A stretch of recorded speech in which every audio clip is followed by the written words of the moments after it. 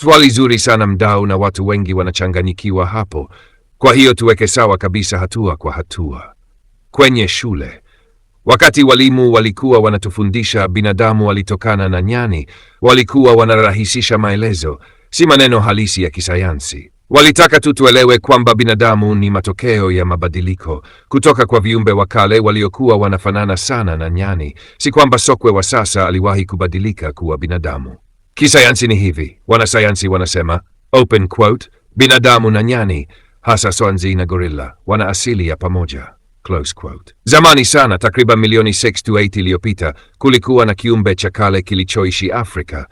Kiumbe hicho kiligawanika katika matawi mawili. Tawi la kwanza likazalisha sokwe na chimpanzee wa leo. Tawi la pili likaendelea kubadilika taratibu kwa maelfu ya vizazi na hatimaye likazaa binadamu wa kisasa, Homo sapiens. Kwa hiyo sokwe wa leo ni ndugu yetu wa mbali, si babu yetu. Mfano rahisi, fikiria uko na kaka yako mkubwa, wote mmetoka kwa babu mmoja.